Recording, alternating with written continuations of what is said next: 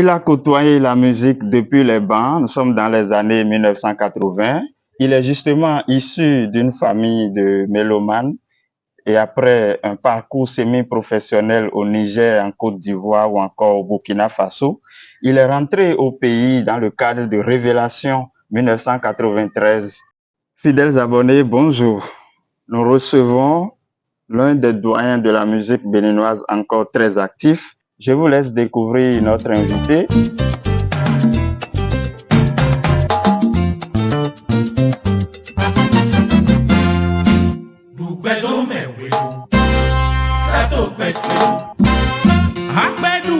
Vous l'avez compris, il s'agit de Jos Pinto. Jos Pinto, bonjour.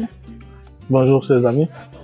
À l'état civil, Florent José Alapini Atoyebi. Alors, après plus de 40 ans de carrière, de pratique musicale, comment on se sent? Comment vous vous portez aujourd'hui? Nous ne pouvons que rendre grâce à Dieu parce que nous nous portons très bien. Grâce à Dieu, comme je l'ai dit tout à l'heure. Oui, on a appris que vous avez eu des ennuis de santé. Dites à ceux qui nous suivent comment vous vous portez. Est-ce que vous vous sentez en mesure de continuer à leur servir de belles inspirations? C'est un engagement, c'est beaucoup plus spirituel. Parce que si nous devons simplement nous baser sur notre volonté, on n'aura rien dit. Si nous sommes encore là et que nous pensons et que nous faisons l'effort de répondre à l'attente de ce public-là qui nous a bercé tout le temps, nous disons que nous sommes prêts pour le combat. C'est la santé qui est l'homme. Hein. C'est la santé qui est d'abord l'homme. Et il faut dire, Dieu merci, nous tenons le coup. Nous avons juste eu une traversée du désert et qui est pratiquement à sa fin. Nous rendons grâce à Dieu. Nous tenons le coup et nous allons y tenir. On revient sur cette expression que vous venez de prononcer, la traversée du désert, elle est finie. On vous a vu sur scène récemment, c'était en juillet 2024. Vous l'avez signé, vous avez dit que Jos Pinto revient. Pouvez-vous nous expliquer ça? Oui, Jos Pinto revient parce que ce que Jos Pinto a appris à faire, ce que Dieu a donné comme mission à Jos Pinto, il n'a pas fini de l'accomplir. Et tant que nous avons la respiration, nous estimons que nous pouvons encore, et mieux peut-être qu'auparavant. Pas avec la même fougue, pas avec la même endurance et la même performance, certes, mais avec des thématiques dont la jeunesse, dont le grand peuple a besoin. De Florent José Alapini Atoyebi à Jos Pinto, vous nous avez dit dans les coulisses tout à l'heure que vous avez envie d'ajouter un autre nom, si je peux dire un autre grade à votre nom, Jos Pinto Godwin. Pourquoi? Quelle est l'histoire de ce nom-là, Godwin en anglais? C'est pour rendre grâce à Dieu. C'est pour dire merci à Dieu. C'est pour dire que sans Dieu, rien n'est possible. Et je dis Godwin qui veut dire Dieu a vaincu. Dieu a vaincu parce que il faut avoir fait le parcours que nous avons fait, avoir traversé ce désert dont nous parlons pour comprendre. Tout n'est pas bon à dire. Il n'est même pas bon de se rappeler de certaines choses que de rendre grâce à Dieu. Merci à Dieu pour tout ce qu'il a fait. Vous êtes Nago, mais vous chantez plus en Nago. Pourquoi? Vous n'aimez pas votre langue? Je chante peu en Nago parce que même votre habillement reflète vos origines. C'est tout à fait vrai. Niveau langue, est-ce qu'on peut parler de désamour ou comment comprendre? Non, ce n'est même pas un désamour. C'est parce que le Bénin est beaucoup plus dominé sur le plan linguistique par le fond, les Go ensuite, une partie vers le nord, puis les langues sont un peu diversifiées, et voilà le Yoruba. Le Yoruba a son origine au Nigeria à côté, et le Nago. Je suis Yoruba d'origine. Certes, cela ne veut pas dire que je dois me consacrer à servir la fine partie de cette population que j'appelle Yoruba. Par contre, de l'autre côté du Nigeria, c'est la grande majorité qui est beaucoup plus Yoruba. Donc pour le moment, nous essayons de jouer à l'équilibriste de manière à répondre à l'attente et à répondre aux besoins de l'audience. Sinon, on Merci. sait que la musique transcende les langues. Tout à fait. Nous avons de grands noms de la musique nigériane qui nous inondent, qui vont même sous nos lits, mais sans forcément qu'on ne sache ce que traduisent les chansons. Tout à fait. Il faut dire que la langue Yoruba est d'une densité forte. Tout à fait. Et sa surface d'occupation est grande. Mais il faut dire, le tout ne suffit pas de chanter dans la langue. Pour le moment, et jusqu'à preuve du contraire, nous sommes béninois, nous restons béninois. L'audience que nous avons au Bénin n'est pas celle que le Yoruba a au Nigeria. Et nous n'avons pas aussi forcément la force de frappe qu'il faut en matière de production de nos réalisations, en matière de promotion de nos réalisations, pour autant dire que nous avons eu cette capacité, nous avons la capacité de nous imposer sur le plan linguistique au Nigeria. Donc pour le moment, nous essayons de communiquer. C'est pour cela que dans nos chansons, certaines de nos chansons qui sont en Yoruba, c'est pour identifier notre appartenance. On sait aussi que vous avez passé beaucoup de temps de votre jeunesse, vous êtes toujours jeune, mais je préfère le dire ainsi, à Porto Novo, un endroit ou une ville où on parle une langue proche du fond, le fond que vous avez adopté dans vos productions. Vous savez, Porto Novo m'a bercé. Je n'ai pas eu l'âge d'un an pour me retrouver à Porto Novo. Moi, c'est à l'âge de 6 mois que je me suis retrouvé à Porto Novo, par la force des choses. Et je n'ai pas regretté d'avoir été bercé, d'avoir été éduqué, d'avoir été encadré, d'avoir été promu par Porto Novo. Donc, je suis un pur produit de Porto Novo. Je suis made in Porto Novo. Vous pouvez nous dire les acteurs qui vous ont coaché, comment ça s'est passé? Les acteurs qui m'ont coaché, oui. je leur rends grâce et paix à leurs âmes. J'ai commencé mon parcours musical par les chorales. Sortir de l'école nouvelle, parce qu'un peu produit également de l'école nouvelle, nous avons été accueillis par les jeunes orchestres d'alors. Donc, je ne vais pas me mettre à les citer. Mais quelques-uns quand même qui tiennent encore le coup, les sympathiques, les Pussycats, je dis pas les Pussycats bien sûr, et les Concades, et que sais-je encore, il y en a plusieurs d'autres. On venait à Cotonou aussi pour nous produire avec les Black Santiago, avec les Flamboyants, il y a plein de groupes que nous avons parcourus à Cotonou également. Donc tous ces jeunes groupes-là nous ont donné les rudiments, la formation sur le tas et la formation théorique et professionnelle, musicale, par le biais du centre de formation et de perfectionnement en musique au Niger, qui nous a encadrés pendant quelques années. C'est avec nous qu'est né le centre de formation de perfectionnement en musique qui a été financé par le Fonds européen. Le Niger d'alors était le premier pays de la sous-région à bénéficier d'un centre du genre musical, avec des experts qui nous venaient d'un peu partout de l'Europe pour venir nous encadrer, et ça a été un plus. Nous avons aussi marqué notre vie musicale au travers des bars, dancing, dans tout le Niger pratiquement. Des Inders passant par Agadez, passant par Niamey, passant par Maradi, passant par un peu partout au Niger. Donc, avant de nous retrouver au Burkina, au Togo par endroit, et en Côte d'Ivoire par la suite, et suite de suite, voilà. Je suis issu d'une famille ou bien d'un foyer de mélomanes. Mon père et ma mère sont des adultes de la salsa au point où nous, on a grandi dedans. On les voyait esquisser les pas de danse sur tous les week-ends.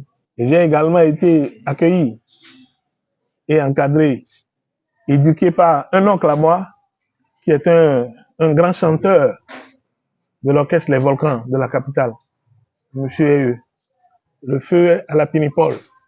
Il était un des cadres de l'orchestre Los Comandos, de El Rigo et de Ignace de Souza, de Black Santiago. Donc, dans cet encadrement-là, je ne pouvais devenir ce que je suis devenu. Justement, la salsa, ce rythme-là que vous jouez avec autant de génie, est-ce que ce rythme-là, on peut dire qu'il est menacé de disparition? Est-ce qu'il y a de jeunes aujourd'hui, ceux qui vous comptez, et qui puissent tenir le flambeau? Des jeunes, il faut dire que je ne pourrais pas les dédouaner ni les défendre. Simplement parce que la musique, ça en elle-même a des exigences. Que la jeunesse n'est pas... Je ne sens pas, et moi, je ne vois vraiment pas la jeunesse trop s'accrocher à cela pour répondre aux attentes. Il faut d'abord aimer la chose. Moi, je vous ai dit, vu le parcours, je vous ai dit comment elle m'a bercé, comment depuis le ventre de ma mère, j'adorais la salsa, j'étais déjà préparé pour. Et comme une fois venu sur Terre, je suis resté dans un environnement à écouter régulièrement et n'aimer que ça. Le frère Petit Miguelito, son père, c'est un salsero à part entière, c'est un collègue. Si Petit Miguelito n'est pas un accro de la salsa, c'est peut-être pour se raccourcir un peu le chemin, pour ne pas se voir étouffé et retrouver dans l'incapacité de continuer. Mon frère Belmondo Z, qui aussi est en train de faire un exploit qu'il faut encourager. Mais il faut dire qu'on aura péché au Bénin si cette musique-là nous échappait. Si cette musique-là, nous la sauvegardions pas. Si cette musique-là, nous la conservons pas. Et là, vous aussi, Jospinto, vous voulez renaître avec ce nom que vous nous avez soufflé déjà, Jospinto Godwin. Est-ce que on ne va pas craindre que vous aussi, vous allez laisser la salsa d'ici là? Mais non. Moi, mon identité pour la salsa ou bien mon attachement à la salsa, c'est un sacerdoce. C'est le rendu du vécu. Donc, je ne peux plus errer. Je ne peux plus errer, vu déjà le background qui existe.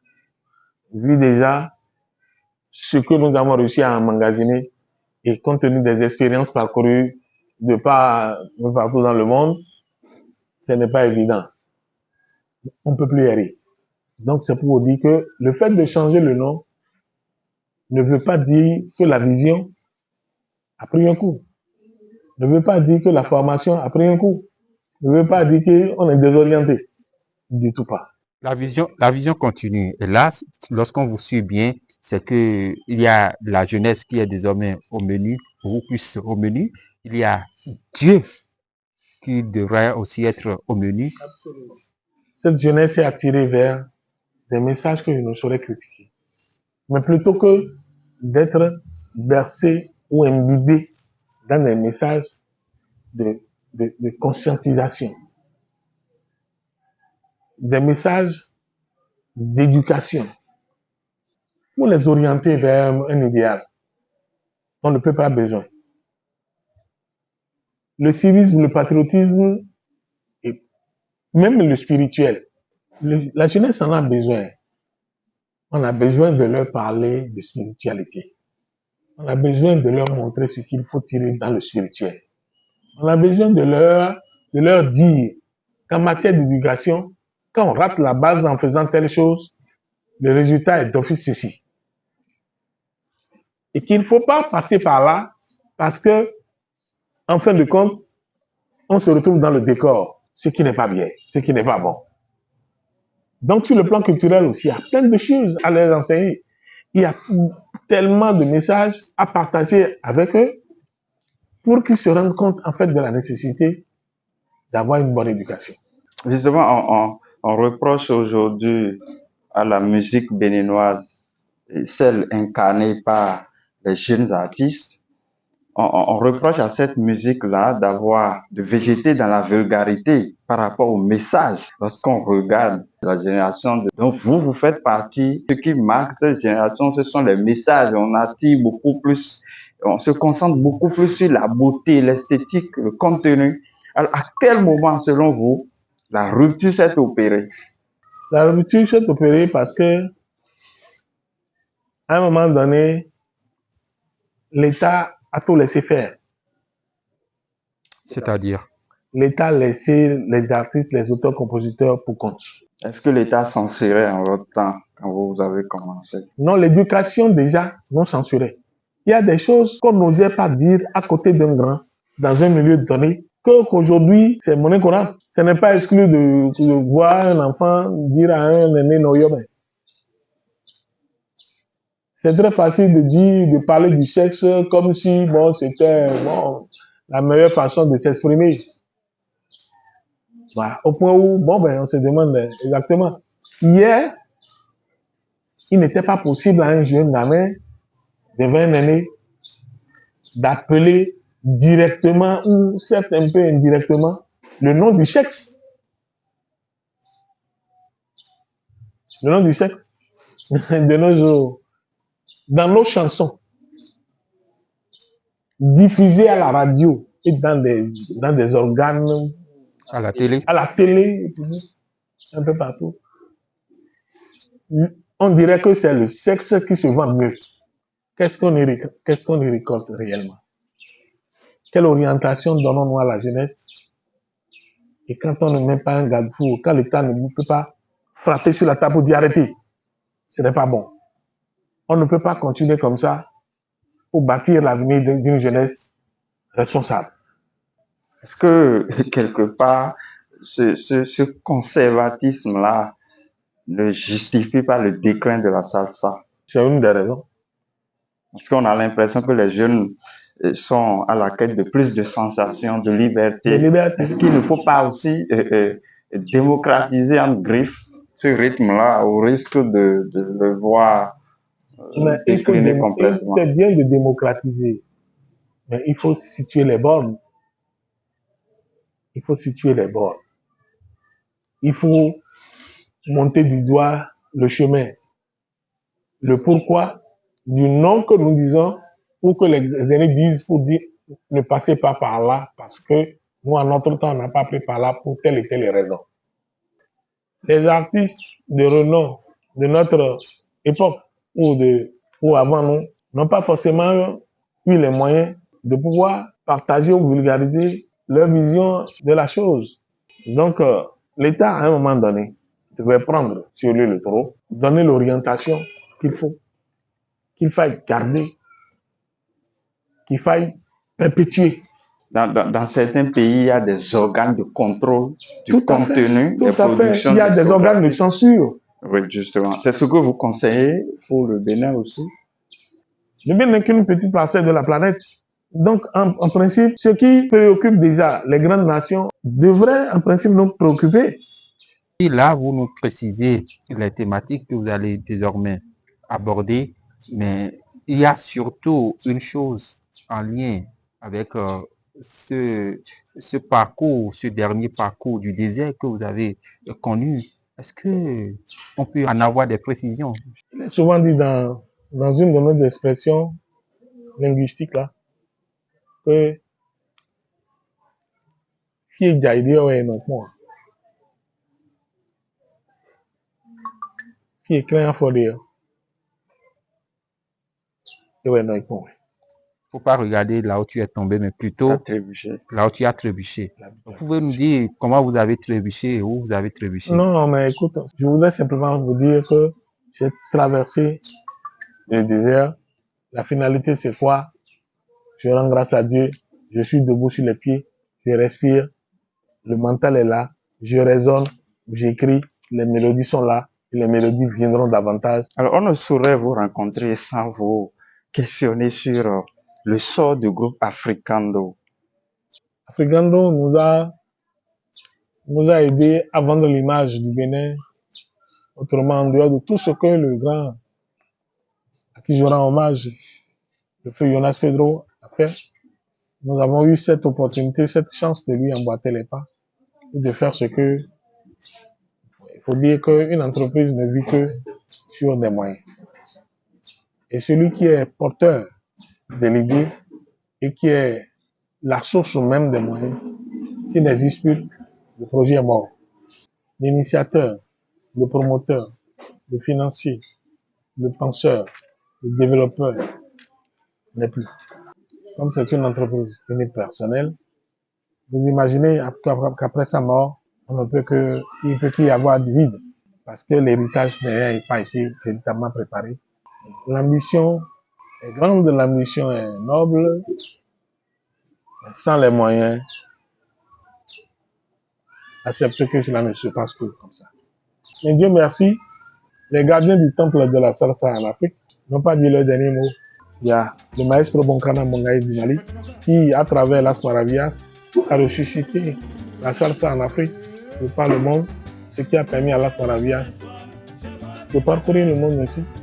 Donc Las Maravillas, c'est un orchestre qui a vu le jour dans une des universités du Cuba, parce que l'État de Modibo Keïta du Mali a bien voulu encourager la jeunesse en les orientant vers la musique, en leur octroyant des bourses de formation dans des universités, dans des conservatoires, qui a donné naissance au groupe Las Maravillas. Las Maravillas, après la mort de Modibo Keïta, n'a pas survécu. Le seul rescapé de nos jours, c'est Bonkana Maïga qui est encore là, malgré le poids de l'âge. Et c'est lui qui est désormais et qui continue d'être la boussole de la salsa en Afrique. C'est celui-là que nous épaulons, c'est celui-là qui nous donne la main et qui nous conduit. Il y a un reproche qu'on fait souvent et précisément à la diva Angélique Kidjo. On lui dit, mais bon, à part sa renommée internationale et tout, qu'est-ce qu'elle apporte à son pays? Et si on vous adressait le même reproche? Moi, je n'aime pas parler des autres, mais j'aime souvent parler de moi. C'est pas égoïste. C'est pour éviter d'écorcher ou bien d'égratigner. Donc, en vérité, nous n'avons pas toujours les moyens qu'il nous faut pour partager avec la jeunesse. Pour ne serait-ce que remplacer ou emboîter le pas Jonas Pedro au sein du groupe Africando, l'État, excusez-moi, n'a joué aucune partition. L'État n'a pas mis un grain de sel. C'est moi qui ai eu l'audace et le courage, parce que j'y crois, de vendre une de mes parcelles à Pantangou. Pour faire les formalités, afin d'obtenir le visa, afin de voyager, parce que je ne pouvais pas rester dans les quatre coins de Cotonou ou de Pantangou et estimer ou prétendre que je serais sollicité ou approché d'Africando et appartenir à Africando. Mais en ce moment, il y avait un fonds, n'est-ce pas? Ne revenons pas là-dessus. Allez-y. Ne revenons pas là-dessus. Le fonds est fonds, il a été fonds. C'est à mes frères. Si je n'avais pas eu ces opportunités d'avoir, ne serait-ce une parcelle quelque part qui pouvait répondre à cette attente ou cette obligation, et que la vision que je porte n'était pas nourrie avec un financement, c'est pas évident que j'atteigne l'ambition. Donc c'est pour vous dire que c'est ça. Est-ce que pour l'avenir, vous avez des projets artistiques ou musicaux sur lesquels vous voudriez qu'on vous finance ou que le gouvernement vous finance, parce qu'actuellement, il y a un fonds des arts et de la culture qui est en train de renaître? Je voudrais remercier et applaudir le gouvernement en place pour cet effort qu'ils ont consenti pour faire renaître le fonds de développement et non fonds d'aide. Le fonds de développement des arts et de la culture. Certainement que quelque chose de mieux se fera. Si ça pourra être une occasion pour que le corps musical en général se conscientise, que les cadres de nos différents ministères chargés de la promotion culturelle de se remettre en cause pour faire le travail qui est le leur. Je crois que tout changera et nos attentes seront comblées. Vous venez de découvrir un Jospinto Godwin, désormais qui s'ajoute à son nom. Donc, Jospinto Godwin, toujours bouillant de vision et d'engagement pour notamment la musique béninoise. Il appelle les acteurs, et notamment les artistes, à revenir au message de conscientisation. C'est ça même l'essence de la musique. Il demande aussi au gouvernement de penser à financer, à porter les acteurs dans leurs projets et visions. Merci de nous avoir suivis. À la prochaine. Merci.